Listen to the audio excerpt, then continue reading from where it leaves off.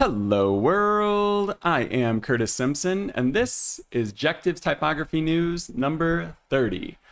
I pushed the wrong button there and put up the wrong screen, but this is the first typography news of 2026. Feeling a little bit of pressure, it's been a while. I did do a casual stream last week, but then had some tough technical difficulties yesterday, so I wasn't able to do the live stream on Sunday. Feels weird doing this on Monday, but here we are, getting things started regardless. We are easing into the new year a little bit, but we do have some good stories. We have a few featured stories. We have 7 new releases, technically 6, but one of them increased by like 1,000%. Went from 3 styles all the way up to 30. So we're gonna pretend that that one's a brand new release because it might as well be with 27 new fonts. Yeah, let's see what else we got going on here. I've got 4 featured stories for you. Got 3 upcoming events that we're going to link to. I'll give you a preview of the new Jectives.com because I'm going to have a nice, helpful event calendar this year. It'll be helpful for me. Hopefully it'll be helpful as well for some of you. New releases this week. The one that's an update is from Type, but we're going to pretend. Type, Tomorrow Type, Identity Letters, Sudtipos, Dinamo, Herald's Fonts, and Playtype. And then going to close things out with kind of a fun conversation that popped up on, well, I don't know how fun it is, an interesting conversation that popped up on typo.social. If you don't know, that is the typography mastodon. I should probably talk about this on another episode. I will talk about typo.social sometime soon. But it's basically like if Twitter was only typography nerds, that's what it is. It's pretty cool. It took me a second to get used to it, but there was a fun conversation that went on there about Avenir, the original Avenir by Linotype. And there are some weird blunders, some weird descender lengths going on in that font. Even in 2026, even as it is topping the charts on my fonts, even as one of the most popular fonts in the world, there is this issue that we will look at the end of the show. First, let me go ahead and switch my screen, and we are going to look at a story from Atlas of Type. I covered Atlas of Type. Let me switch before I start talking. Like I said, it's been a minute. I guess we can leave our face up there. I don't like to have it snapped in the corner, but we'll go ahead and snap it in the corner anyway. So this is Atlas of Type. Let me go ahead and open up another tab. It's basically text-based. You can see the fonts on there, but this is, as you can see right here, Atlas of Type is a directory of contemporary independent type design. This used to be updated weekly in like the first half of 2025. Dan Burzo, hopefully I'm saying your name right, Dan. Dan, I think, got a little behind in the second half of 2025. I remember noting about this. I don't know, when he started to combine weeks and then combine like several weeks at a time, that it must be incredibly stressful and incredibly difficult to keep up with a project this large, because I report the news every week and that's difficult enough, but mine is at least able to be like, hey, I can only do 90 minutes, so we got to curate this a little bit. We got to cut out any fat that's in the episode. Atlas of Type is not doing that. Dan's not trying to do that. He's basically trying to catalog the entire contemporary type industry. You can see up there, he's got news, Foundries, typefaces, designers. Great resource. He published on January 2nd a 2025 like backlog catch-up post, and I think that it is a great resource to go look at. It's broken down into publications, so that's publications, mostly books, but not all just books. Could be magazines, other kinds of publications, things like that. There's some really good stuff there. Disclosure, I haven't looked at every single thing on here. I did read through it, but I didn't like click through and like read every book and read every article and things. So the first thing is going to be publications. Pretty cool. I would just skim it, see if there's something that you're interested in, and then go from there, or maybe add it to a reading list or something. Articles. These are articles from like the last 6 months of, or the last half of 2025 that he found to be interesting. They're basically like the big articles. If you paid attention to the type industry, you probably came across a lot of this, but there were plenty of them that I had not seen. And like I said, I sit here and report the news every week. So he really digs deep with these. Next up is resources, archives, and tools. We talked about a few of these. We talked about the Type Foundry directory being relaunched. We talked about TypeX, the Chrome extension being relaunched. I know you probably can't read much on the screen. I guess I could zoom in a little bit. Yeah, we could zoom in some. I apologize. But this is something I think that you should scroll through yourself. I'm just kind of showing it so we have something on the screen to talk through. But yeah, there's some cool stuff going on here in terms of tools and resources and things like that. Next up is the video section. And it was this point that I thought, is there any chance that I'm going to be included in this? Is there any chance that Jectives is going to be on this list? I didn't really it was like a 1% chance, I thought. But spoiler, I did make the cut. I was very shocked. Because you're sitting here looking at video series by James Mosley. We've got the Herblue Allen lecture series from Cooper Union. We've got the St. Bride's Foundation with videos that they've posted. We've got Letterform Archive with things that they've posted. And then all the way down here at the bottom, beautiful way to start the year. Great surprise. Thanks again, Dan, who I don't know personally. We've, interacted a little bit on Blue Sky, liking each other's posts and things like that, Typo Social. But yeah, there we are. On the Jectives YouTube channel, Curtis Simpson is streaming typography news each week. And here we are, episode number 30. And then he closes it out with some farewells, some obituaries, in memoriam type of thing there. Trying not to sneeze right now. So, there's a ton of resources there to go look at. These are linked in the description, along with everything I'm going to talk about. Everything's linked. Nothing is sponsored. Go check it out, knowing that it is objectively, no one's paying me to say any of this. The next thing that he posted, actually, I'm not sure which order, but this is the order I discovered it.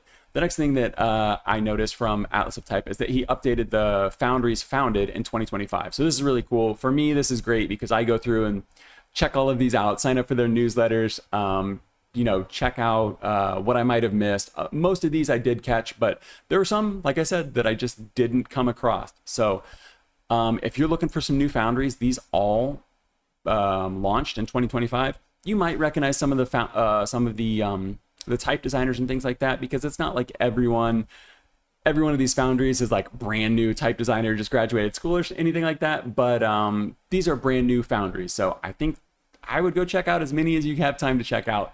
At least go look and see if there's any from your home country, your home state, your home city, because he does include the location on there. So that's pretty cool. Yeah. And then you could extrapolate this and then imagine that this is being done for more than just 2025, because you could go to Foundries and see all kinds of Foundries.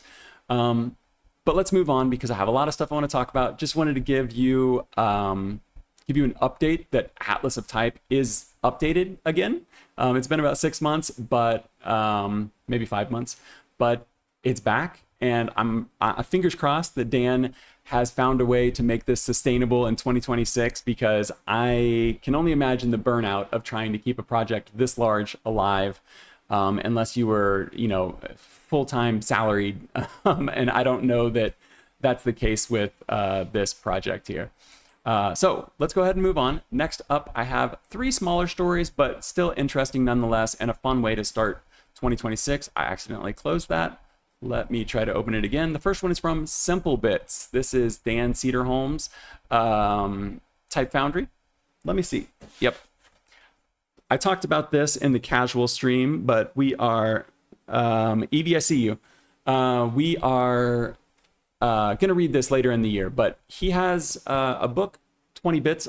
I learned about making fonts. He's also one of the co-founders of Dribbble. So super cool. Let me reply to Evie real quick.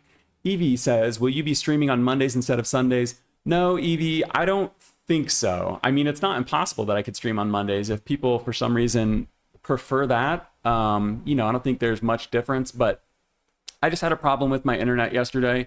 There was a big storm on Saturday, so the internet was just gone for 36 hours. So I just rescheduled for today rather than stressing and trying to figure out if it was going to work or not, and fall apart during the stream. Sorry to hear. I appreciate it. It's not the end of the world. Yeah, a little stressful, but yeah, not we're talking about typography. It's not the most pressing thing in the world. What do you prefer, Evie? You prefer Sundays or Mondays? So the simple bits is this Foundry by Dan Cederholm. Here are the fonts right here. What he does, though, that's kind of interesting is he has this secret club. So we're going to go ahead and click this right here.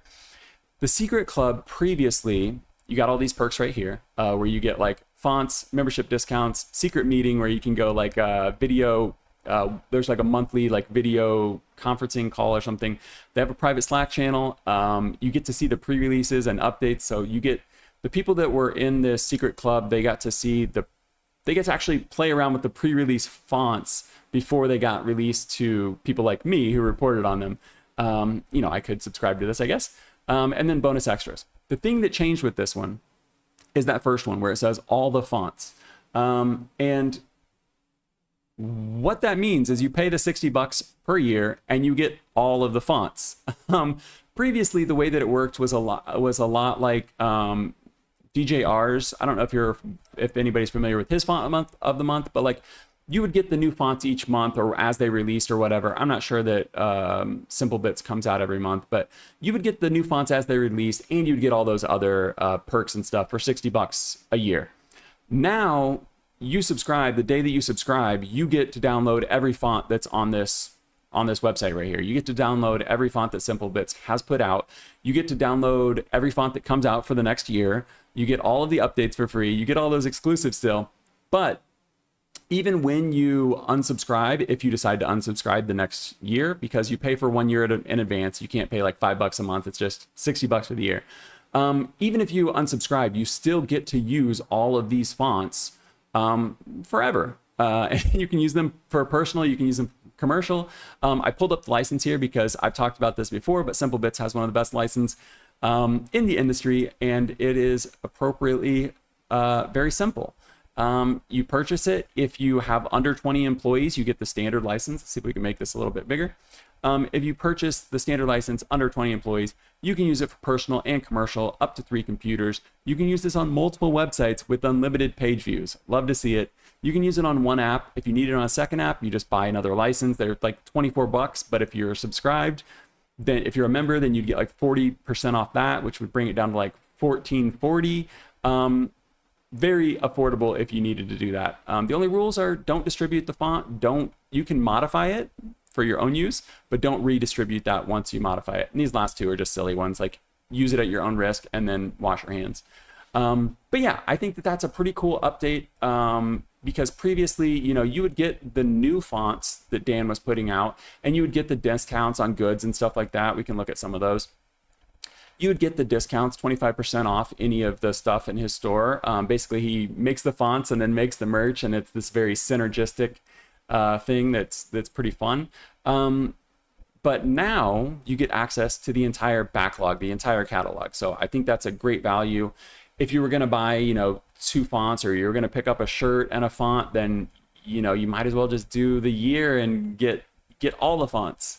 And then huge discounts on everything else, part of the get to go to the video calls and all that fun stuff. So yeah, that's the update on Simple Bits. Got an update from Studio René Bieder as well. So Studio René Bieder is, you could probably guess, the studio of René Bieder. It's Berlin based, Germany. He announced on Instagram that, here it is, testing fonts shouldn't look like this. Yes, I 100% agree. As someone who often has to do my reviews with trial fonts or no fonts, this type of trial font is absolutely preferred to no trial font at all. But when you're testing fonts, if it's for a client, if it's for, me, I'm a pretty special use case. I don't think there are a lot of people like reviewing fonts to be able to talk about it on the news. But a lot of people are testing fonts for clients and they want to know that it's going to work, and the clients want to see the real font, and you don't want to have to drop, even if it's $50, but it could go $50 all the way up to like $4,000. You don't want to have to drop all that money on a font just to test it out and see if it works. So I love that Studio René Bieder. Hopefully I'm saying that right. Someone can correct me if I'm wrong in the comments. But I really appreciate that they're making this move. You can see the before glyphs that they used to offer people, and this is pretty common for what you would get from other foundries. And this is what you get afterwards. You get the full font family. There are other foundries that do this, and I really appreciate it. I know Fabio Haag does that. Dinamo does that. A lot of the big foundries surprisingly do it. The people who are most likely to be stolen from do it, but a lot of smaller ones do too. But it's really... Before I became a designer, I studied business. I've had a finance bachelor's, and then I got my MBA. And then I decided, like, I'm going to go do design so I went and studied design after that. So from a business standpoint, this is a really good decision in my opinion. One, because people are actually going to test out your font. They're actually going to use it. Two, it gives you like the goodwill of like, oh, this person like trusts me to do this. They make the situation easy. There are some foundries that charge to use a trial font. There are some foundries that don't let you try trial fonts. There are other foundries that let you use a trial font, but they'll swap the letters around. So as you type, it doesn't type the words you want it to type. These types of things are frustrating, and what you don't want from someone who is a potential customer is for them to be frustrated. So I think that it's great for the type industry. It's definitely great for users and potential customers of these places. Let's go ahead and look at Studio René's fonts while I'm talking right now. I just think everybody wins. Like, they get people using their fonts, putting them in front of clients, giving them like real testing and like really considering them as potential options, rather than giving no trial and just being like, should I drop, hundreds of dollars on this with like just the type tester I can see on in the web browser? Yeah, I think that's the reason why a lot of people just use Adobe fonts or Google fonts or whatever open source fonts they can find, because there's not a good way to test a lot of times. But Studio René Bieder on the train of good trials now. So you can see these aren't just display typefaces either. These are actual workhorses. They have deep, 20 styles, 18 styles, 10 styles, 18 styles. Like, these are deep fonts, and you're going to be able to test them out to the fullest extent now. And I think that is a great move by them in terms of business, and it's a great move, for all of us who might want to try out these typefaces. So that's linked in the description as well. Once again, not sponsored, just think that it's a great move by them. The last featured story here, I'm going to let Adobe do its thing in the background. The last featured story is going to be coming from Overlap Type Foundry. Overlap Type might sound familiar if you're familiar with the channel, and that's because we've talked about Overlap a lot in terms of future fonts releases. So future fonts, Overlap, Keltrauten is the lead, is the founder of Overlap. So sometimes he releases fonts as Keltrauten. One of those was Substantial. It was in my top 10. The name of the font was Substantial. It was in my top 10 for 2025. Other times he's releasing them as Overlap Type. So either one of those names, I think there's like 4 different fonts on future fonts by Kel and Overlap.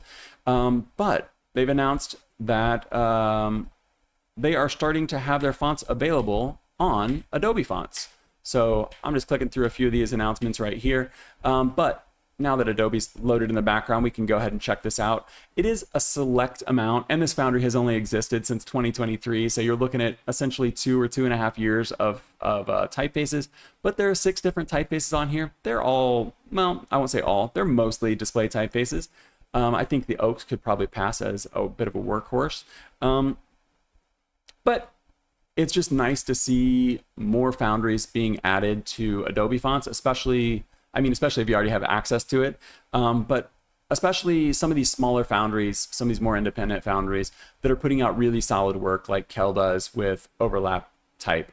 So I think that this is another one of those like win-win situations where like Kel's getting Overlap Type put in front of a lot more people that might not go out and purchase typefaces. You can see here's the website here too, and every time you click it puts a new font on the screen. We'll just go ahead and let this sit here while I'm talking because it looks a little bit nicer than Adobe fonts.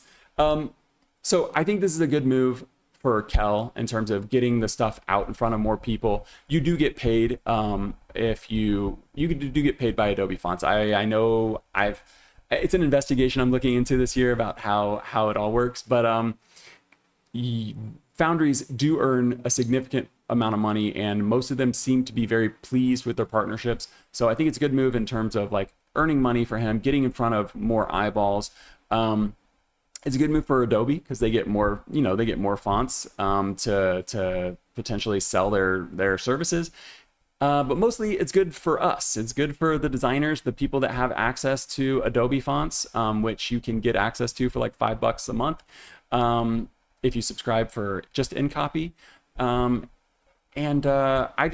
love to see more fonts being added, especially from Foundries that, previously you could only access if you were going to actually purchase it. So this would be a great way to, use these. You can use these commercially. The license on here is great. You can use it for design project. You can use it for design projects, websites, PDFs, videos, broadcast. The Adobe Fonts license is very, very good for independent Foundries. If you're like NBC or something like that, you'll have to check the license. But NBC is probably not watching this live stream right now. So that is the last featured story. I think that's another great way to start 2026. Let's look at a few events, and I'm going to give you a preview of the new Jectives.com. Let me get a drink of water. Please keep in mind this is a work in progress, but I don't think this page is going to change too much. But what this is going to be upcoming typography events, like all of the events that I can possibly find. And I'll zoom in on this in a second, but I want to show you the general layout so you can see how it's going to work. And maybe you can provide some feedback if you don't like it or if you do. But it's basically going to be super simple, all text-based, and the free events are highlighted. None of these are sponsored, never will be. No one can pay me to put stuff on here. But if you have a typography event that you want added to the calendar and it's legit, you're not scamming somebody, please let me know and I will add it to the calendar. But right now I have all of January, most of February, but this website's not live right now, or at least this page isn't live. But you can see there's some green ones highlighted. Those are the free events. The white ones are paid. Previously, let me go ahead and zoom in on this. Previously, I was just putting free event or paid event on there, but it just didn't, if I was on this website, I would want to be able to scroll and immediately see what is free and what is paid so that I can just be like, hey, I'm broke. I want to learn for free. I know that I could add a filter to it, but I'm trying to keep my workload as light as possible, and just being able to edit this text. I think that having these highlighted in like the Typography News mint green makes it pretty simple and pretty easy to do. So let's go ahead and zoom in on this and I'll show you how it works. Let's just do it as we go through these. Typography News, that's us right now. Wednesday, so we got 3 events to talk about. Wednesday, you can see date, title of the event. This is the host, Creative Boom Studio Sessions. This is going to be the presenter, Veronica Fuerte. This one says online via Zoom. Mine up here says online via YouTube. This will be the location. If it's online, it'll tell you where it's at. If it's in person, it'll say the actual city location. This one's in Amsterdam. So if you're not in the Netherlands, you probably won't care about this next one from Wednesday. But I also have the official descriptions on here. So these are just taken from their website, so you can get a little bit of information about it. But all of these link directly to their official websites. I'm not earning some affiliate money off this. There's no sponsorships. All of the titles are clickable, so that's what we're gonna do. We can go over to Creative Boom Studio Sessions. It's loading a little bit slow. So if you don't know Creative Boom, you do have to be, you have to join this. I'll go ahead and open this up in the back. You do have to join the studio Creative Boom's community, but it's free to do. You just apply and you'll get in. Trust me. Unless you're a bot, you'll get in. But Creative Boom, Katie Cohen's, I apologize. Katie Cohen's puts out a lot of these studio sessions. And so this one coming up is with Veronica Fuerte from Hey Studio. She's going to talk about branding and striking identities and things like that. You can see all the information if you want to check it out there. But I just want to give a quick little preview of the studio sessions here. So these are all of the ones that are coming up there. You can also go to Studio Replays and you can see all of the ones that have already passed. So you can see some names on there you'll probably recognize: Elliot J. Stocks, James Hurst, yeah, you'll recognize some of these people, Brian LaRosa, and even if you don't recognize them, you should go check them out because it's always great to learn about new people. There's always seeds to be gained. So I think I linked this in the description. Hopefully I did. If not, just go to Creative Boom Community. But it's right there, and that's how you join. I can't show you how to join because I already did, and I don't want to log out because then I can't show you this screen. But it's really cool. It's all free. Great guests. They go on Zoom, and then they get published to the replays here. Sometimes they end up on YouTube, but mostly they stay on the studio. So I would definitely check this out. But like I said, these are all linked in the description. So that one is Why Simplicity Can Shout, Veronica Fuerte. The one that I mentioned is going to be in Amsterdam, so anybody in the Netherlands. I've never talked to anyone on here in the Netherlands, even though Dutch typography is so large in the industry and historically. So I'm going to go through this one quickly, but this one's put on by Letterspace Amsterdam. The link here goes straight to the Eventbrite page where you can get the ticket for free. So this one is green. You can see it's also going to be free. It's Laura Ketting. She does a lot of experimental lettering and stuff like that. I don't think I linked... Sorry, I didn't link the her Instagram, so I can't show you any previews, but if you're in Amsterdam, maybe check this out. Free event. She's going to talk about some experimental lettering and things like that.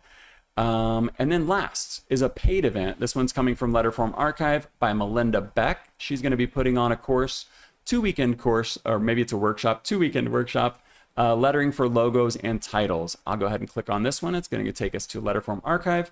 And hopefully you got an idea of how the event page is going to work. And if you see something wrong, go ahead and let me know. So this is the event page for Letterform Archive. I apologize. Zoom in. I'm just going to go ahead and take my face off now so that I don't start blocking things. We're going to get into the fonts after this. Let me see. Boom. Okay, so this is going to be lettering for logos and titles. This is the only a paid event coming up this week, but it's actually 2 different weeks. So this one takes place on Saturday, January 17th and Saturday, January 24th. You'll have to check this time for yourself because that's Pacific time. But it's going to be 2 sessions, 3 hours each. And she's got quite an impressive 30 years of experience there. You can see Random House, Rolling Stone Magazine, New York Times, U.S. Postal Service, Chronicle Books. And all you need is a pencil and a computer. It says Creative Suite, so that would be Adobe, but I don't think that there's anything that you couldn't do as far as letters and logoing. This looks like it's all vector. I think you could get by if you have Affinity, which everyone can have Affinity now because it is free. So if you wanted to get a jump start on this, it's $270, not cheap, but at the same time, sometimes if you really want to learn this specific thing, sometimes it's better to just pay the money and not waste months of time looking for YouTube tutorials and things like that. So I've never taken this course, so I can't tell you whether it's actually, the value's there or not, but look up Melinda Beck. You saw a bit of her resume there. Look up Melinda Beck if it's something you're interested in, and let me know how it goes if you do it. Now, we didn't waste too much time, only half an hour. That's great. Now we have plenty of time for fonts. The first font we're going to talk about this week is coming from Lift Type. This is the one that's not quite an update, or this is the one that's not quite like brand new. This one is an update. It went from 3 styles all the way up to 30 styles, which is crazy, but that's awesome. Let me get a drink of water real quick. So I'm just going to give you a quick look at the top here. You can see that the X height is very high. The ascenders are very small. And that kind of gives you like the briefest of looks at what you need to know about this font, because those are the defining characteristics, in my opinion. I'm just going to go down all the way to the bottom because they've got a nice little description here. I don't think I'm going to zoom in on this. I think it's going to break. Okay, that looks okay. I'm going to read their official description while you look at this nice little garage Maurice. Sans Plomb is a grotesque family inspired by the French roads and the automotive world of the 80s. From gas station signs to spare part brands, the font takes us back a few decades when typefaces were somehow imperfect and beautiful for that. I see you, George. Perfect family for huge display titles. It's very distinctive thanks to its short ascenders, its cropped diacritics, and the reversed ink traps you can find on the letter I. we're going to look at that. I think it's really interesting. It's definitely a defining characteristic, but it could cause some legibility issues if used improperly. Originally released in 2023 in 3 weights and only in compressed version, Sans Plomb is now a more complete family available in new weights and different widths, accompanied by a variable version. George, I see you. George Alvarez asked, what's the website name? Were you talking about my website? The website that I was showing the events on? Or this Sans Plomb? Unfortunately, my website isn't up yet. This is just a bit of a preview, but it will be up soon. But these links, or the events that I talked about, are all up on, for the fonts. This font is Lift, the website is Lift-type. Up there in the top left, you can see there. I guess that's what you're talking about. So this is Sans Plomb by Lift-type. So we read the description there. You can see that it's based on 80s automotive stuff. You can see the little racing flag, the finish line flag there. I'm going to scroll down and I'm going to give you some details about the font as I do. This is by Lift Foundry, designed by Image Format though, and then expanded by, hopefully I'm saying this name kind of right, Mael Bachtold. So there are 30 styles in total now. We can go ahead and see these right here. 3 widths, so you've got, let me go ahead and get back to the normal size here. We can get them all on screen. 3 widths, so there's condensed, there's the regular, and then there's extended, and then you've got obliques on all of those. So altogether, you got 30 styles. There are quite a few open type features on this, but let me go ahead and scroll through and you can get a little bit of an aesthetic vibe check on these. You can see that they've done a very good job of keeping on theme with the automotive stuff. I think this is really cool. I do have another one of their fonts I want to show just super quick when we finish this one, because they do a great job with these specimens and keeping things on like a theme. Oh, no problem, George. Yeah, it's Lift-type. This is actually a new Foundry for me. I wasn't familiar with Lift-type prior to this week, to be honest. So I was happy to find them. Here are a few of the features here. You can see they've got alternate I's on there, alternate R's, alternate lowercase a's. They've got some ligatures for www, which I think is kind of nice. They've got the numbers. I think the circled numbers work really well for the racing theme here. But yeah, let's go ahead and hop into... Oh, wait. I don't... Wait, no, I do. I don't have Affinity open right now. I reached out to them and asked for a review license of this one. Didn't hear back, which is unfortunate. Might have got caught in their spam folder. You never know. Sometimes I don't know if they're ghosting me or if my message just didn't get to them. I apologize that I didn't have Affinity already open here, but I do have my file ready to go. Let me go back to Pages. Sans Plomb, so you can see the little icon up there because I wanted to remind myself this is the trial version. I don't have everything, so if something looks weird, it might be that, but I think I've done a pretty good job of not including any characters that are missing other than this one up here. So what I like to do is just zoom in on these and take a close look at them. You can see some of these ink traps on the B there. But it's a grotesque, you know, it's nice. It seems like it could work very well. I would be interested to see what the original 3 were. I did ask them that in the email. You can see there are actually some ink traps on these as well. I don't know how well you're going to be able to see that. Maybe if I pull over a guide, you probably won't see that either. But you can see that the ink traps there, maybe, hopefully, angle in a bit there. So it should work pretty well at small sizes. But some of the defining features here are going to be that tall X height, like I said, but the other one is going to be these inside of the bowls or the counters are, they're vertical, they're straight. So you've got the rounded outside, the rounded top and bottom, but then you've got those straight edges, or those straight lines, sorry, on the inside there. Getting a little screen tearing, I'm not sure why. But you can see it's a grotesque, you know, we've all seen these before. What I think we should look at are a few of the characters that might be problematic. And when you have these low ascenders, you can do low descenders. Like if you look at this G, that's not going to be a problem. We put a Y on here, that's not really going to be a problem. Maybe you think that's a V, but probably not. The problem is more so with short ascenders because the H at small sizes might look like an N. The D, we saw that there's an alternate for the A. That could be a single story A. That could look like an A. When you're putting these, I see you, Evie, at small sizes, or when you get these small ascenders on there, it could be confusing, especially if you're not using them at super big sizes. So this is a great looking font. This is the font that I would recommend for the right person. But there are some legibility things that you really need to pay attention to. The one looks great. The one looks great on here, but the I and the L, I don't even know which one of those is which.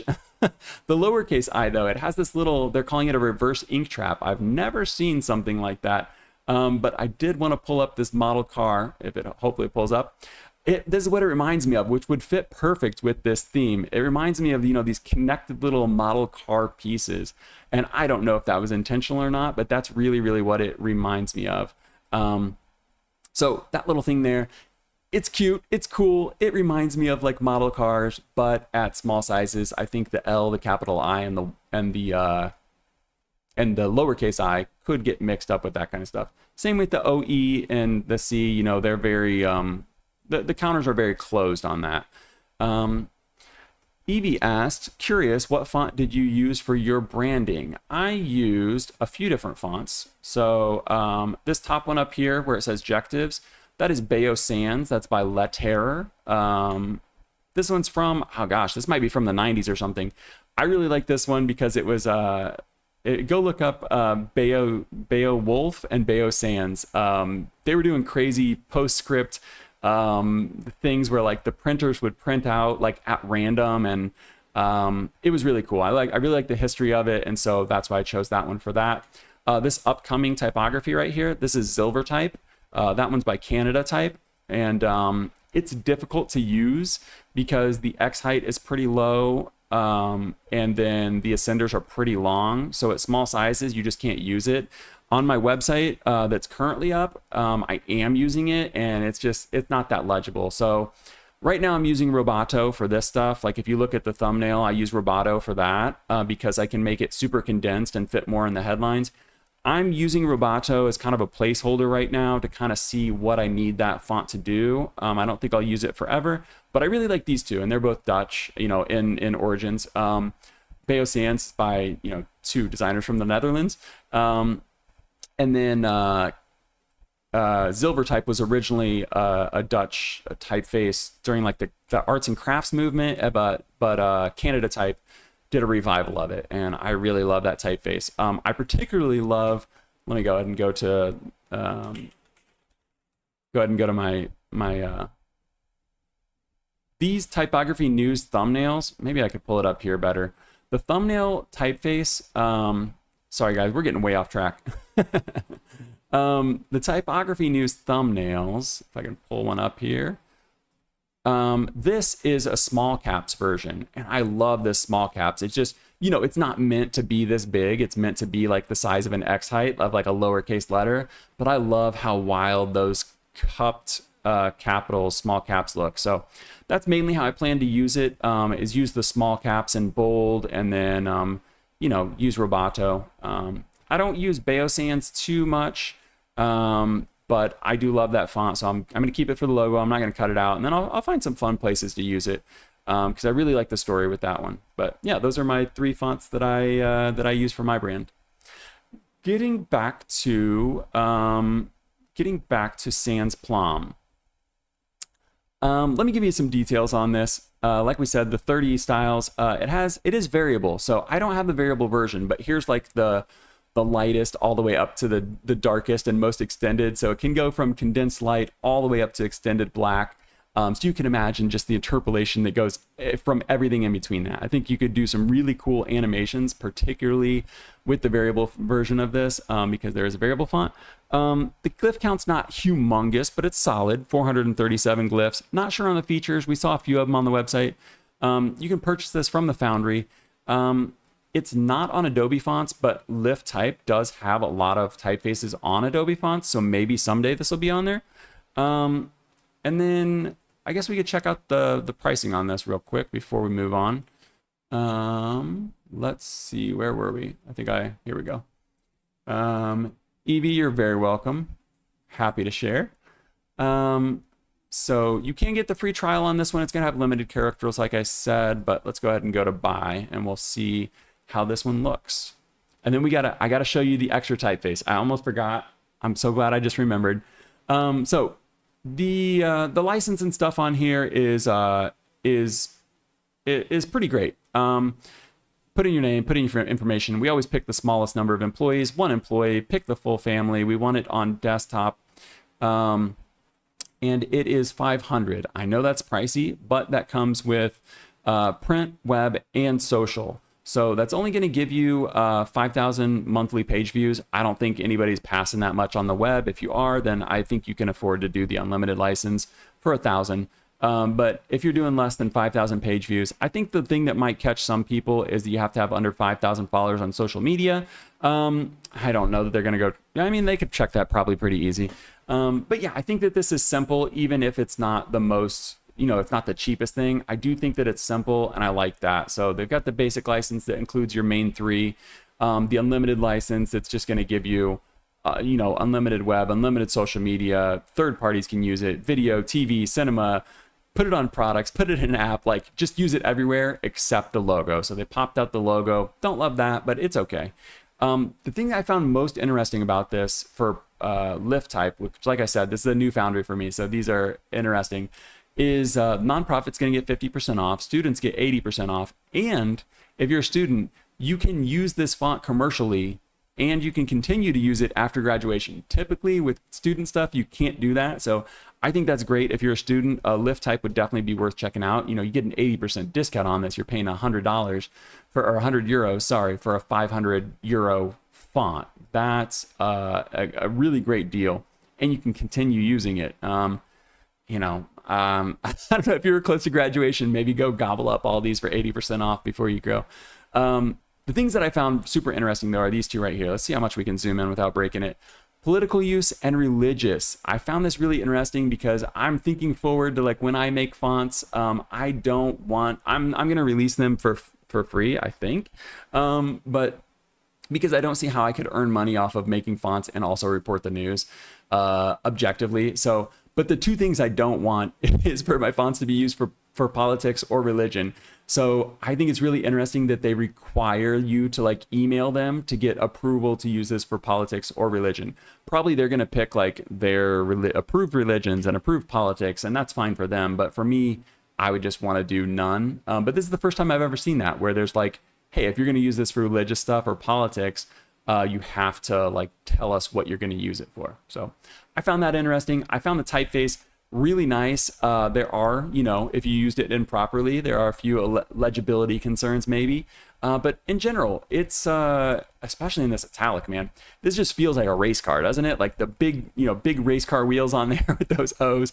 I don't know, the tall X height, the short ascenders, it's definitely got a lot of character. And then you look at that eye there with the little dot on it. I think they actually, I don't have this, but let me go back. I think they actually put that little piece on the number symbol as well. Yeah, look at that right there. They put it on the number symbol, that little connector. So I don't know what other characters might have that. Maybe the J has it as well. But yeah, I found that really cool, and I love the theme. Let's look at this random font before I get too distracted and we run out of time. This one is called Dwight. Anyone a fan of The Office is going to recognize everything on this screen immediately. You've got the bouncing DVD on there. Let's go ahead and max this out. You got the bouncing DVD on there. We could sit here and wait for it to hit a corner, but we won't. I'm not going to go over the details of this because I didn't really look too much into them, but I just thought that they stay on theme so well. This one's also $500, same pricing. I don't know if they just keep it standard, but look at these, the theme, how perfect this is. Scranton, Cornell, Ryan started the fire with an emoji. Dundee's World's Best Boss with another emoji. Serenity by Jan. I don't know. There's just so much. The attention to detail that goes into, like, this single web page lets you know that they are really, like, masters of their craft, and they're really paying attention to what they're doing. And you can see, like, this one here, you can see this one has even more features than what we just looked at with Sans Plomb. So new Foundry to me, but I'm definitely impressed, and I'm a fan, and I'm sure that we will be seeing much more from Type in 2026 and and beyond. Look at that. They even have the page, like the piece of paper cutouts over there on the left. I don't know. Maybe if I wasn't a fan of The Office, I wouldn't care about this page at all, but I'm impressed by the theme. I'm impressed by just how much attention they put into details that some foundries put zero effort into. So I really appreciate that. That was Sans Plomb by Type. That was actually an update, and we got to get moving because we got 6 more new typefaces to get through. And I'm going to get a drink of water like usual. This first one we'll get through a little, or the second one we'll get through a little bit faster. This is, I think I'm saying this right. This is Prepis.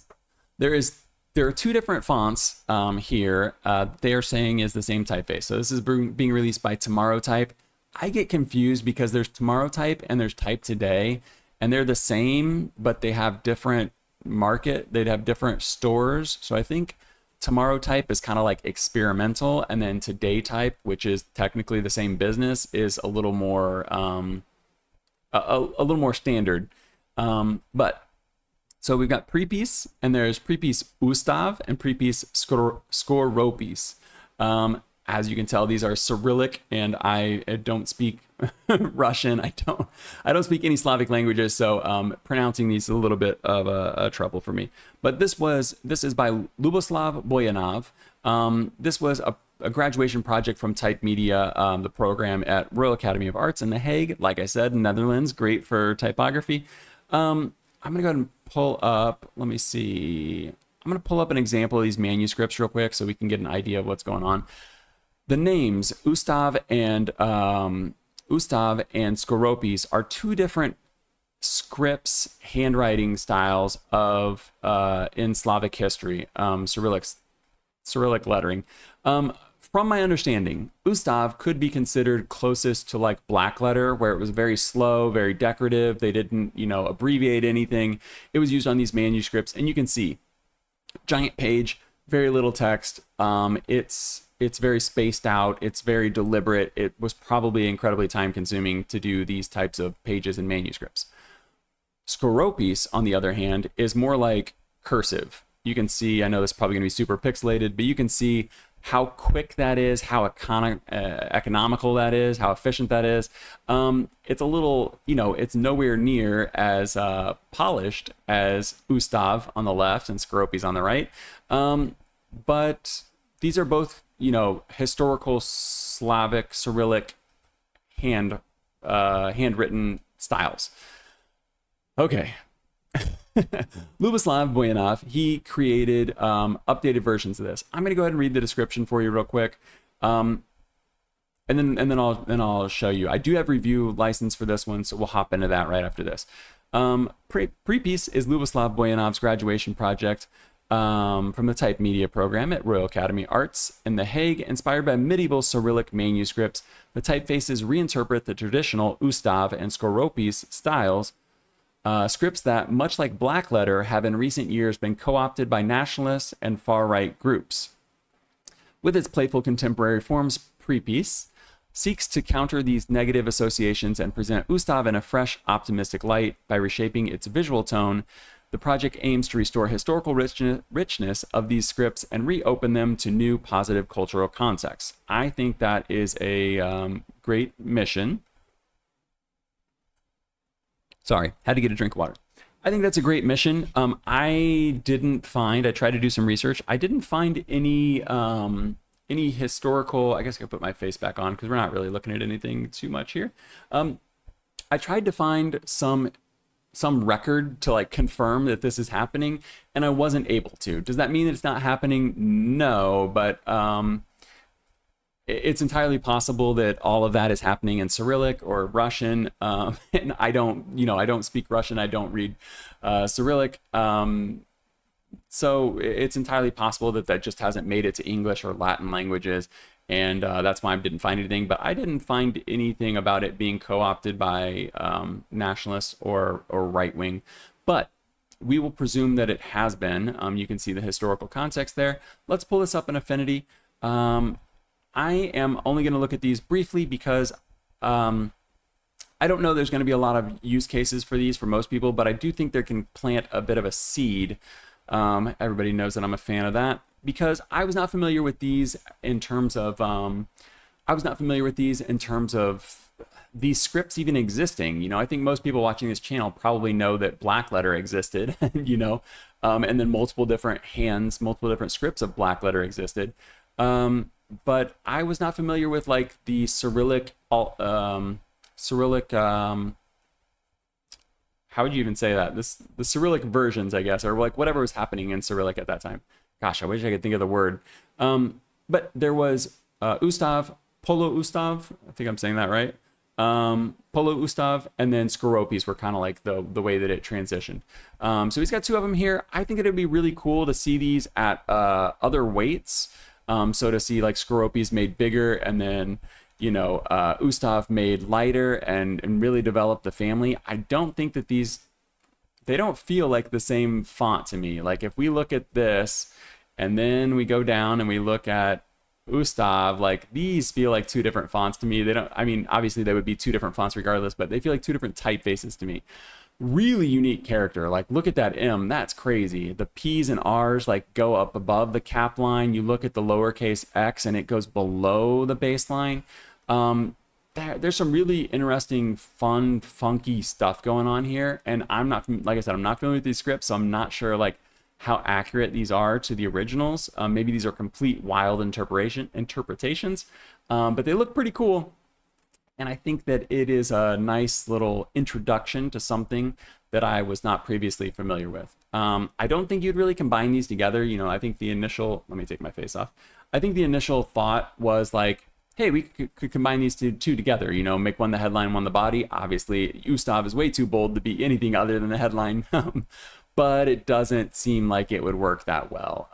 Skoropis just isn't legible. You know, neither one of them is, I mean, it can, yeah, they're just not that legible. They're not that readable. I think this is a more realistic situation, you know, set your headline real big in one of these two, use that as a display, and then stick it with something super sober. I've got Roboto on here because that's just what I use for labels and stuff. But, you know, stick this with something super sober. And this title could be either one of these. You know, I think both of these would look fine on there. But yeah, I mainly wanted to look at this one because I think that the introduction to this is interesting to me, and the history and this idea that, like, you know, if it is being co-opted, the history, like trying to repurpose this is pretty cool. The desktop license, $50 for the desktop license for both of them together. There's simple license on here. It all seems fine. I don't have too much experience with Tomorrow Type, but you know, it seems reasonable if this is what you needed. $30 per style. Maybe you don't need both of them if you only like one of them. $30 for one of these seems all right. 440 glyphs. That seems a little like large for these display styles, but then you got to remember it's Latin and Cyrillic. And I wish I had time to pull up the PDF because the Cyrillic, I guess we could pull it up real quick while I'm finishing this. The Cyrillic, I feel like it feels like it was really made to be in Cyrillic. You can see there are the two right there. But you can see some of these characters here. They just feel like they look better in Cyrillic. Probably the same way that, you know, Latin-based fonts, when they do the Cyrillic version of it, doesn't quite look as good. Maybe you know, obviously this is entirely subjective, but yeah, you can see a little bit over there. Only 7 open type features on this. There is a trial, but unfortunately you have to agree when you download the trial. You have to agree to delete it after 2 days. So I found that interesting. It's got limited characters already, but then you still have to delete it after 2 days. I've never seen that before, but that's their rule. So that's what I did. And then I got the review license so that I could check this out in full. You can see how they're using the bold there. I think that stands out a lot. So maybe you could use that for some display type stuff, but I think both of these are essentially display typefaces in 2026. That was Prepis. Hopefully I'm saying that right, or otherwise I'm sounding really silly right now. That was Prepis. Prepis Ustav and Skoropis by Luboslav Boyanov, and that is being released through Tomorrow Type. Next up, we have Cattivo. We're really gonna have to move fast. The new year, nothing has changed. I'm still so far behind every week that we get on here. I'm going to go ahead and read the description first here. Let me scroll up and you can get a quick look at this. I think it's going to slide for you. There we go. Cattivo is a frontier-proof slab serif typeface that feels at home in your favorite spaghetti western. A tongue-in-cheek reinterpretation of the Italian genre, it's suitable for both display use and short segments of body text. With independently drawn dynamic italics, some 700 glyphs, and 18 styles, Cattivo gets you set for your next gold rush. Few things to note here. Cattivo is the Italian, it comes from the Italian title of The Good, the Bad, and the Ugly. Probably the most famous Italian spaghetti western to ever exist. But yeah, so Cattivo would have been the ugly. Il Cattivo would have been the ugly. I've never seen the movie, so even though I'm familiar with the title, I don't know. I don't know why they would have chosen the ugly for this. But spaghetti western, obviously, this is a western style font, reverse contrast. But I think the thing that sets this apart is the modern like proportions, and you can see there are some features and stuff right here. I think the main thing to set this off is going to be the modern proportions and the fact that the stress isn't like insane. I do have, let me see. I do have a version of this. I can't remember. Yes, I did request and receive a review license from Identity Letters on this one, so I have the full font to show you. But you can see there's not a huge amount of contrast. Sometimes you see these Western typefaces and they have just insane contrast. You know, it's not legible. It's only for headlines, and it's only for like super silly headlines because it's not really, you know, some of them get so inaccurate. But let's go ahead and pull this up. 700 glyphs. When I put this into What Can My Font Do, there were only 661. And then the italics, I think, had 649. So there seems to be a little bit of a discrepancy there. Oh, I left a little note for myself here. If you use code Cattivo50, you get 50% off of this. So it's going to take it from 169 down to about 85 bucks. I think that's a solid deal for what we're going to get. So let me show you what we're going to get. This is it at the regular weight. I'm going to show you how many weights this has because it's quite a bit for a Western style font. There are 18 styles total, 9 weights, 9 italics. So I'm just going to scroll through these real quick. I think there is, no, there's only static. It would be really nice if there was a variable, even if there was 2 variables on this. You probably couldn't, I mean, it would be impossible to go from the italic to the standard, but it would be nice to see the Roman and the italic each have variables. But let's zoom in on this for just a second because I do like to scroll through these and point out some interesting features. You can see there's a little bit of a flare on the E and the F, the crossbar there. They flare upwards. And then the G does the opposite. It's got this kind of flare downwards. I thought that was kind of neat. The H is probably the most like, what would you say? The most, when you look at a wood type, the H is probably the one that stands out the most. And you can see the contrast in this isn't as high as you typically would see in a lot of like cliche wood type characters. So I really appreciate that. This is the regular size right here. We'll stick with that. Big crossbar on the K. You know, if you were using this improperly, you'd probably have some legibility issues with the K and the H there. I think this is pretty unique. I'm not sure. I've seen this before in like some sci-fi type fonts and stuff, but look at the M and the N. They have that sort of like connection at the apex of each of these that kind of dulls it out or broadens it out, stretches it out, whatever you want to say. You get a little bit of a flared tail on the Q there. Okay, let me see. I wanted to point out, man, I really like this. I wish I could spend a ton of time on this, but I know I'm going to run out of time if I don't. I do just want to point out one issue that I noticed. I do really like this font, so I don't want this to be like a deal breaker, but it potentially could be a deal breaker for some people. It does have true italics. I think this is really cool. So let me go ahead and swap this to the other real quick so you can see medium italics. These are completely redrawn. They called them dynamic italics, but typically you would hear these referred to as true italics. Rather than just like slanted obliques like we saw with Sans Plomb. The one issue I found with this one is in the Q, the G a little bit as well, but see this spot right here in the Q? I am going to change the weights on this, and we're just going to look at this little spot. So this is in the top of the Q where the bowl meets the stem there. there's a little bit of weirdness going on, but as we change these weights, so the ester light italic, you can see it. Maybe I shouldn't zoom in so much. You can see it's kind of messy there. The light italic, kind of messy there. Let's go down to like a real heavy weight. Black italic, it fills itself in there, so that one's fine. But then we get down to like a bold italic. Look how messy that is. What is that? Like, I don't know what that is. I don't know what happened there. And this, a similar thing is happening with the G over here. The G is not quite as offensive, but that Q, the italic Q, is real ugly. I don't know what's going on there. But yeah, I did notice that one. We're actually going to look at a font later that's doing much worse things than that. But man, it's such a nice looking font otherwise. Like, look at these numbers. I don't know. It's really, really nice, but I would need to see that Q sorted out. That's why you test these things out. Even if you only had the trial version, I'm using the full version here so I can test out everything to show you guys. But even if you had the trial version, these are the types of things you want to go look for. Just, you know, zoom in, look at your letters nice and up close. If there's an issue like this, you can reach out to the Foundry. A good Foundry is going to fix it, you know. I reached out to Canada Type. We were talking about the typefaces that I personally used. I reached out to Canada Type with an issue that I had with Silvertype. They had that fixed in an hour. And it wasn't something as complicated as this, but they got it fixed for me. So I think a good type Foundry would get that fixed probably for you in a week. They're gonna have to fix it for everybody. So I mean, they should try to get it out of the way, but maybe that Q is working as intended. And if it is, then you just have to live with that.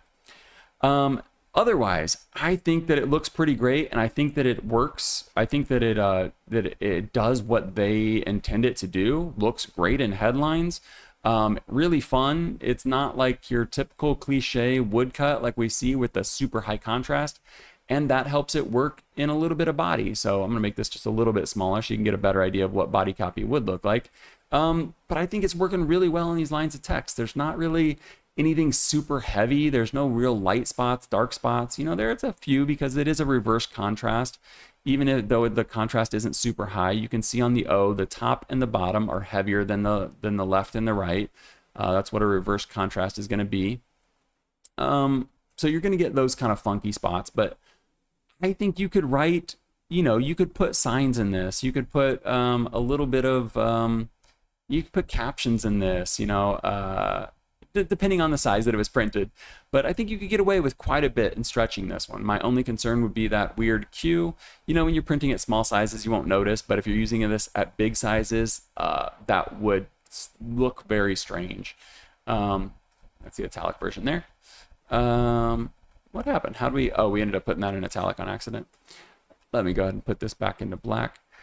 Yeah, so let's go ahead and look at the license real quick. I am a fan of this one, but if the license isn't good, then, you know, it's a deal breaker, right?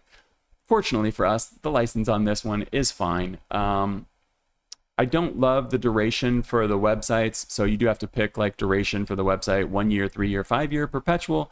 Same with the app license. Don't have to do that with desktop, but I would prefer not to like rent my font.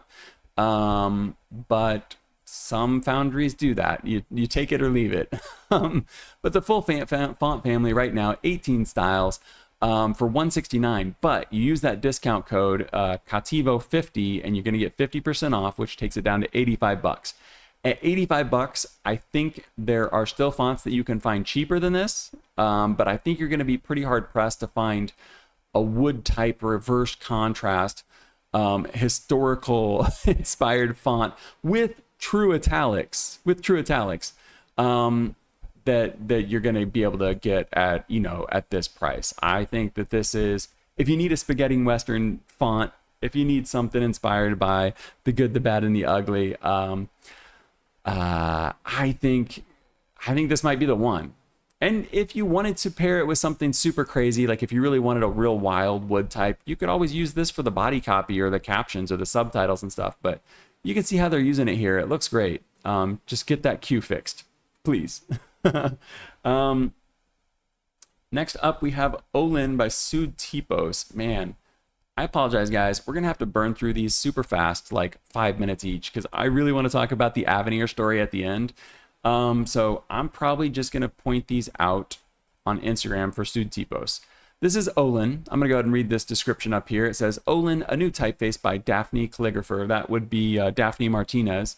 Hopefully I'm saying that right. Published by Sudtipos, a high contrast serif shaped by diagonal rhythm. That's the key standout here, is the diagonal rhythm on this one. So let me go ahead and, oh, we can't switch to another one. I apologize.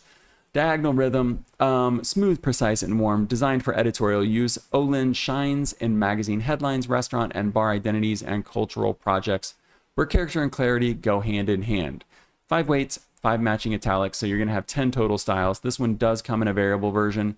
And very kindly of them, very kind of them. They put the A right here. I think this A is going to be a little bit of have a bit of a Marmite effect. I think you're either going to love or hate this A right here, because this is the standard default A that you get. The italic is like, you can see the italic down there at the bottom. That single story A is more typical. You know, that's what we would typically expect. I don't know if I've ever seen an A like this. Maybe in some sort of like early unseal, is that what they're called, the early unseal like typefaces? But that A is very unique. I don't have a trial version of this, so that is going to save us a little bit of time. But yeah, it's 503 glyphs on this, 11 open type and 11 open type features. According to what I saw on their website, there might be more. They don't actually list it. I was just looking at the previews, which we'll go look at here in a second. They do have typefaces on Adobe fonts, Sudtipos does, but this one's not on there. I think the main selling point for this one is that the entire font family is $50. So let me see. Subscribe. Trying to see if we can get a look at that diagonal stress on there. You could see, like, typically with a high contrast, you're going to get something more like Detour, where it's all up and down. This one, you can see there are a lot of angles on this stress. So if we just type a couple of O's here real quick, you can see the O's there, but even the U has it, you know, the A has it. Everything has that diagonal stress to it, where typically a lot of these high contrast fonts don't. So I think that's kind of a standout thing, you know, it gives it a lot of character. And then, you know, it's $50 for 10 fonts. The license is pretty okay. I would have a question about the broadcast part, but most people aren't doing a lot of broadcast stuff, so maybe that wouldn't bother you. But yeah, here's the open type features. That's where I got the 11 number from, is this little list of icons right here. I don't have a review license for this one. I did ask for one, didn't hear back from them. But yeah, that's Sudtipos. That is Olin by Sudtipos. Let's pull up Publisher by Dinamo. I do have a review copy of this one, and I'm gonna pull it up. Let me look at the Instagram specimens here though first, because this is incredible. Dinamo always does a great job with their specimens. I love these silly things like this. This is ABC Publisher from Dinamo. As you can see, they're both rounded, so there's a slab and there's a sans. There's also a mix. I don't know who this mix is meant for. We're going to look at that in Affinity here in a second, but let's go ahead and read this right here. It says, Publisher is a typewriter-inspired design reupholstered for modern print and screen use. While embracing the genre's mechanical honesty and authoritative voice, Publisher's letters are proportionally spaced to ensure beautiful moments of long, untiring reading. I am also going to compare this to Courier New and American Typewriter when we get into Affinity. But I do think it positions itself nicely between those. The sans is pretty interesting too. I feel like that makes it a lot more versatile, having these two together. But the mix one, I'm just not sure where that's going to fit into, no pun intended, the mix. So let me go ahead and pull this up in Affinity since we don't have a ton of time. Let me pull up the pricing, because I feel like the pricing is like a big reason I'm going to have some things to say about this one. So for yourself, let's go ahead and set this on 3. They have this weird license. You can see here, it's broken down. It's not weird. It's, you know, some places are doing this, but it's an unfortunate license where it breaks down between desktop, web, app, social media, video, logos, and enterprise. Enterprise, I get that. If you have more than 3 employees, you have to, and you want to post video on social media, which anybody posting on social media is going to need to post a video. That's just the way it is these days. You have to buy both of these, and you have to buy the desktop. No, you probably don't have to buy desktop. You have to buy both of these. But you're probably going to want desktop if you're actually using this font. So immediately you're on the hook for 3 fonts. If you're doing that, and now you're up to $2,000. Okay, let me slow down. Slow down, Curtis. Okay, desktop. Only desktop for 3 people. That can't be right. Oh, I've got a bunch of stuff in my inbox here. So they're 540 each. You can see them over here. You can't purchase them. 540 euros each. You can't purchase them like individually. I think they're messing these up right now. Trying to look at my notes real quick. No, they're 650 each. I don't know what's going on there. I'm going to go ahead and hop into Affinity, and I'll talk about it as we go. They're 650 each, so you can't buy them like independently. So when we look at publisher, it comes in publisher, slab, sans, and mixed. And then there are also condensed versions of this. You can't purchase each one of those families. Let's go to the website. That'll help. You can't purchase each one of these families. You have to purchase each one of these separately. So you can't purchase like a big family pack and get a discount on all 6 of these. You have to purchase each one of these for 650 euros. So immediately the price is going to be super high, which if you want to pay that, that's fine. But some of the issues that I would have with this is that the I here kind of makes your font immediately illegible. This I at text sizes is going to look exactly like an L or a capital I or a 1. Well, yeah, in the sans version at least. So I don't know. I don't love that, but the font's nice in general. Just those tittles, the dots that aren't dots, that are just straight up lines on the top of the I and on the J there. On the typewriter, the slab serif version of it, it's not that big of a deal. It's fine. You're not going to confuse that for anything else. But when you get to the sans version of it, that's when I think that you'll have some problems.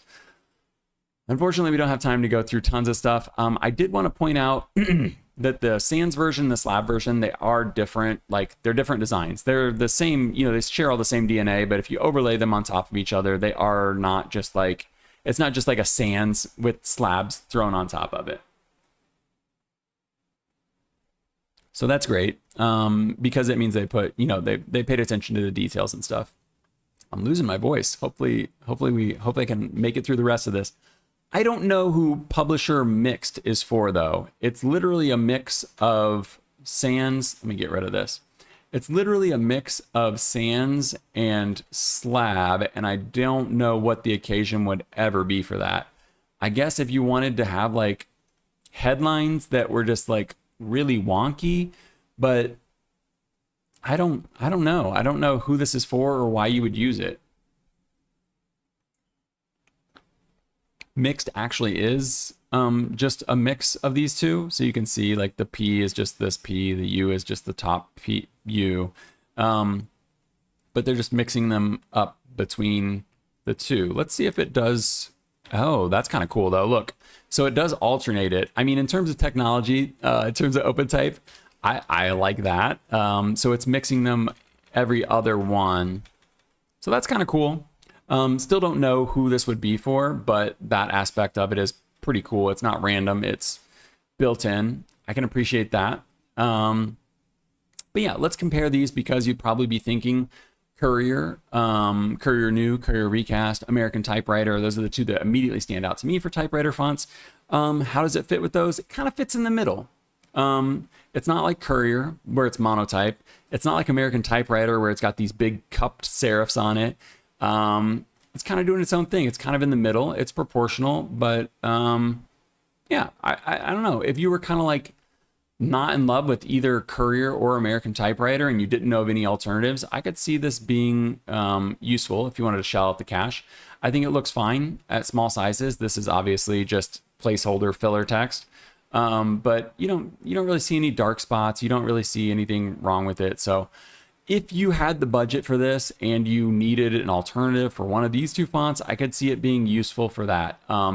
When you mix it with the sans, then I think that you have a good like 1-2 combo right here that you don't have to think about too much. You're gonna have some legibility problems though with this, 100%. There's no way around that. This is just weird. But if you could get by that, maybe you could find some use for this. I think the price tag, I don't know. It's hard to swallow. And let me show you the last reason why it's hard to swallow is because this is a variable font. But as you go through the axis up here, you might not be able to see it. As I'm changing the width, that works fine. But as I change the weight, it's hopping between italic. You see that little pop right there? It's hopping between italics and regular. And I don't know if that's a problem with affinity or if that's a problem with the font, but that shouldn't be happening because this should just be a straight up interpolation that goes from one weight to the other. But instead, you're getting that weird italic thing going on where like in the middle of this axis, you're getting that italic pop right there. So something weird going on with this one in terms of the variable. Even if it is just a problem in affinity, that's something they should figure out because it shouldn't be a problem in any app. I've never seen something like that before. And when you're talking about like a $4,000 font to get the full family on desktop, that's the kind of thing that you shouldn't see. Longweather is the next one we've got. This is from Harold's Fonts. Let me go ahead and pull this one up. Man, I can't believe we're going to run out of time on the very first day. Okay, Harold's Fonts. I really like this one. I'm a fan of Harold's Fonts, but this one does have some unfortunate issues as well. Let me go ahead and pull up this image results. These are based on, I'll go ahead and read the official description here. Longweather is a serif font with a gentle feel of the early 20th century. The letter forms convey hominess and history without being overly familiar. Longweather was inspired by the North Carolina Historical Markers program begun in 1935. Okay, so that's all we're going to have time to look at. You can kind of see what the fonts look like here. There was a little bit of a nod to the signs there. Let's just pick one that's got a big size to it. This one looks pretty big. Let's view the file. So these are what served as the inspiration for this font. I love this. I love this type of project. Harold does a lot of these types of projects, and that's why I'm such a fan of his work. And that makes it so much more unfortunate when I get to actually test out the full version for the first time. So this is the first time I've ever actually had one of Harold's fonts in my hands. I requested and received a review license from Font Bros at the behest of Harold. Harold Lohner. Hope I'm saying that right. Lohner. Obviously, just one style on this. It's static, 358 glyphs, 3 open type features. You purchase from Font Bros, $20. So that gives you a little bit of like, you're going to get what you get. I really like the historical preservation aspect of this. I like that he takes fonts that are on signs where you can't figure out much more about it other than it exists in North Carolina and started in 1935, and he makes a font out of it that can last, essentially for the end of time and until, this file format stops working. But I think that I really like the historical preservation with stuff like this. I think the font is fun. You can look at it here. It's got some quirks and stuff to it, but I think that that's fitting for the signs. The quirks fit the intended use and the homage and everything about it. What is unfortunate is when you take a close look at these, let me go ahead and get this one. There are a lot of weird glyphs. So this is just unfortunate. When I first saw this on like the E, I was like, well, maybe it's just on all of them. But it's not on the F. So the F's nice and smooth there. And I know I'm going to be moving fast here, but the same thing on the G, not quite as bad. But you get into the K and there's clearly like this little cut taken out of it right there that just really shouldn't be there. You run into this with the 9. There's just like this jagginess in here. You run into it on the 3. There's this little spot poking out where like the anchors or the handles or something got messed up. There are a lot of these little spots, unfortunately, and it's small sizes. You're never, ever going to notice this. But even at $20, I just don't want to see this in my font, unfortunately. And I'm a little bit heartbroken because this is the first time that I've actually got my hands on one of Harold's fonts. And I'm still a fan. Like, this isn't gonna like take away anything, but I think that this serves, this one's just so small, I wouldn't even worry about that one. But I think this serves as a good reminder to like check your fonts, really look at what you're purchasing, especially if you're gonna use it large. If you're gonna use this at these small sizes, is anyone ever gonna see those details? No, they're not. It'll be fine. Just you will know. But if you were gonna print this really big, you know, I don't know. Those types of little things, they point out that there might be other issues, in my opinion. The same way that we looked at that Dwight typeface earlier, you know, and I said, like, man, look at all the attention to detail they're putting into this.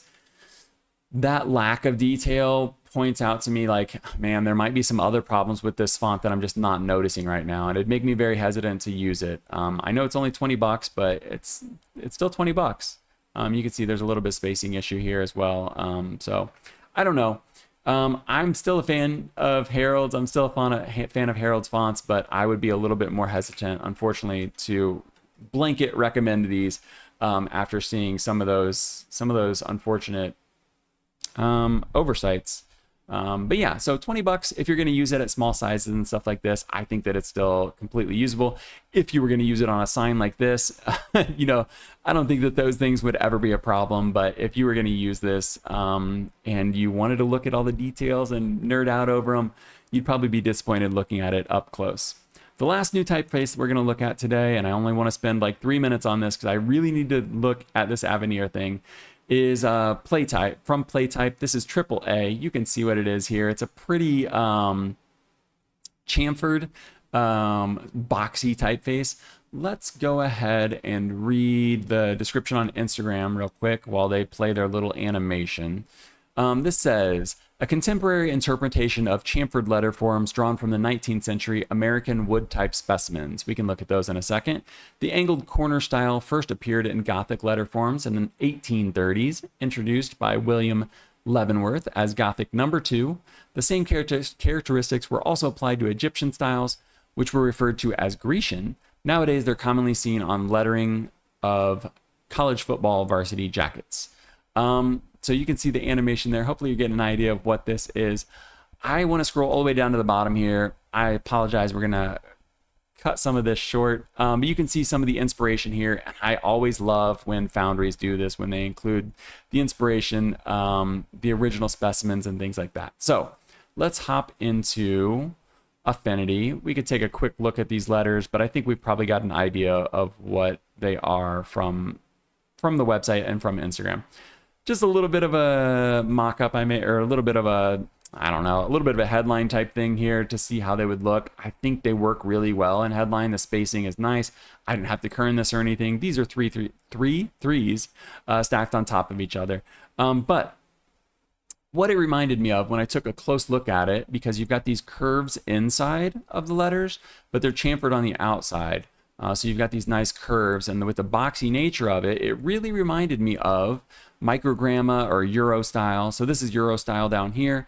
This is AAA by Playtype on top.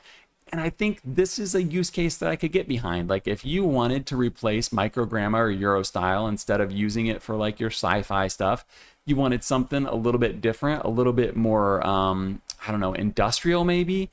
I think that could be a cool alternative. You could definitely combine the two as well. You know, I think you could use, Playtype, Playtype's AAA up here for headlines and things like that. Let me go ahead and show you a quick preview.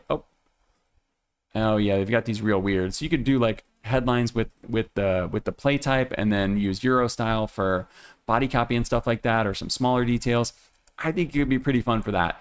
Unfortunately, the body copy here, I think that the trial version, because that's all I have, I think the trial version is the display version, because this is tracked like so tight. You couldn't read this, like especially at small sizes. It's too crowded. So there is a display version of it, and then there is like a normal version of it. I think that I have the display version in this trial version. A lot of versions here. Version. I think that this is the display, and I think that's why it's so tight in here. It doesn't have any breathing room at all. Something that you would want to test out, something you'd want to check out. This one has 9 styles. I think it looks nice. I think in terms of like this is where I would mostly see this. They say there's going to be more to come, so I'm interested to see what happens with this one in 2026. Like I said, 9 styles. It's static, no italics on this. Just just 9 different weights on it. And then purchase from the Foundry, 200 euros for desktop. Does come with a 50 euro VAT. I'm not used to like VAT, so I don't know if a 25% tax is normal on fonts, but the license itself is pretty good. Let's pull up this Avenir story. I'm gonna put my face on the screen because we're just gonna be talking about one little story here at the end. Man, I wanted to have 15 minutes for this, but we're gonna have to settle for 5. This is such a random thing that popped up on not Blue Sky, on Typo Social, which, like I said at the top of the show, is the Mastodon typography server. So if you're into typography, I would check this out. It's really cool. It's just a bunch of nerdy type designers and typographers, people that like type. But Paul Vanderlaan here posted this, and it said, did anyone ever notice that Avenir LT, which is linotype, has some serious errors in the descender lengths of P and Q of certain weights? And you can see here the Q goes quite low, the P goes quite low. So this is the book weight. The Q and the P go low. He posted the Roman on here as like a benchmark, as a standard, and you can see that the descender length on that is all equal. Then you go to the medium and you don't have the P and the Q like you had with book, you only have the P.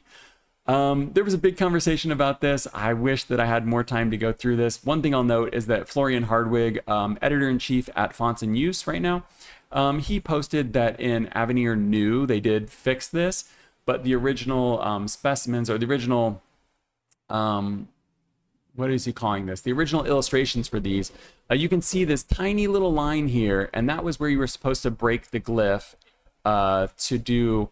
You flip it over, and then one would be the descender, one would be the ascender. That little break right there, somehow in the production, that got messed up. This font was made in 1988, and as of 2026, it's still a top seller. Let me go ahead and open some of these up for you. It's still a top seller on My Fonts. Let's see if this pops up. It's number 12 on My Fonts today. Yesterday it was number 11. Number 12 is Avenir on their top fonts. Out of all the fonts that get sold on My Fonts, this is in the top, the top 12. Avenir Next World is number 20, and Avenir Next is number 14. These just used to be spaced out a little bit more. I wonder if this is having an effect where people are buying Avenir Next instead. You go to Adobe fonts, Avenir is still on here, and Avenir Next is still on here.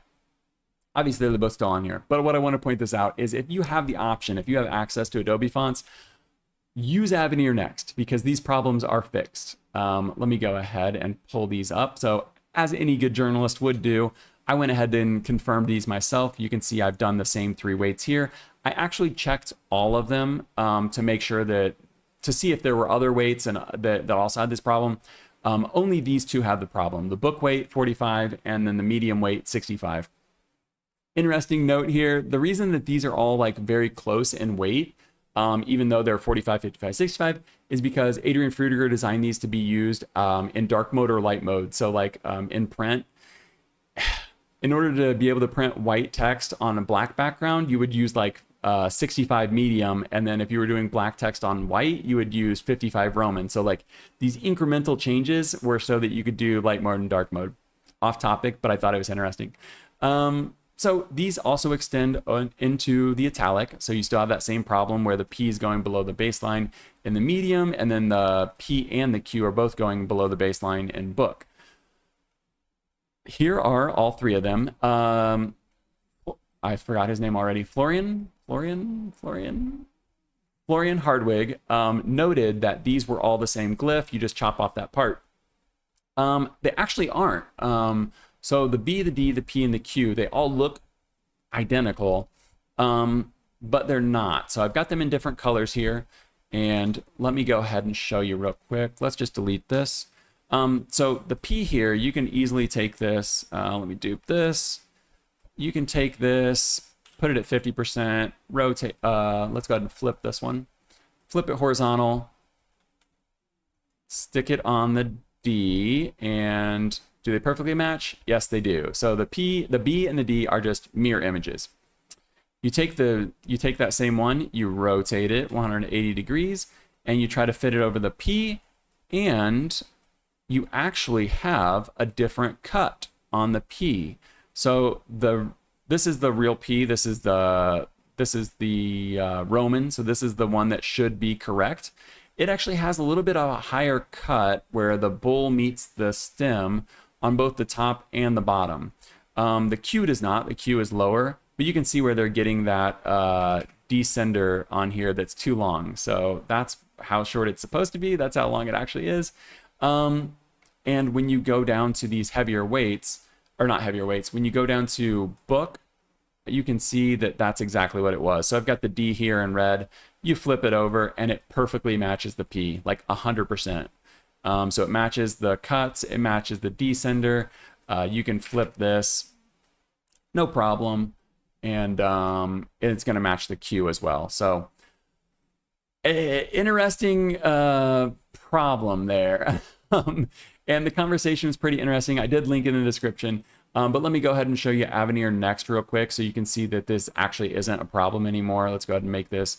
Oh, do I already have them on there? It looks like I do. I don't know why the Y is on there. Let's delete that one. So we've got this on here really big, and you can see all of the weights here. Let's go ahead and put this like in the middle. All of the weights here are how they should be. The descenders are the right length. So the conversation becomes, why did they do this? Well, because they can keep selling Avenir, and if people want the fix, then they can all buy Avenir next. Dan Radigan from Bijou Type Foundry, he did make a good point about this, where he said, like, you know, 1988, it would be a real headache to like redistribute the fonts, and what you'd have to do, I'm extrapolating here based on his comment, what you would have to do if you really wanted to like send out a correction on this, which I do think they should have done. But what you'd have to do is you'd have to take it off of every computer. So like whoever's in charge of like distributing the fonts among a company, they'd have to go make sure that it's deleted off of every computer. Then they'd have to install the new font on all of the computers. All of the documents that were using the old font would now be broken. Even if you replace them with the new font, you might have spacing issues. Like, I can imagine the big headache and why they didn't do it. But Avenir started out, and it was released in 1988. That was a Type 1 font. That's different from TTFs, OTFs that we use now. When they converted, they should have fixed this problem. We shouldn't have had to wait until, what, 2004, I think, to get Avenir next and get a fix to this font from 1988. Even crazier is that in 2016, Monotype is still selling this font, and it's still almost in the top 10 of all of their fonts. It's outsells Avenir Next year after year. So it's just crazy. It's a crazy little quirk. I think someone said that like after they exist this long, it just becomes canonical. Yeah, it's like a funny thing that you can point out if you're a real type nerd like we are. But it's not a problem that should exist. It's something that should be fixed, and it shows you, I don't know, it shows you where their priorities are and shows you what they care about, I think. But yeah, I go check out the conversation on Typo Social. Join Typo Social if you're not already on there. If you want to only see typography stuff and not deal with ads and not deal with algorithms and stuff like that. Also, I have a newsletter that's linked in the description as well. So if you want to beat the algorithm there, I'm gonna send it out on Mondays. I'll talk about it more later because we're out of time right now. I'm already 4 minutes late. I gotta go.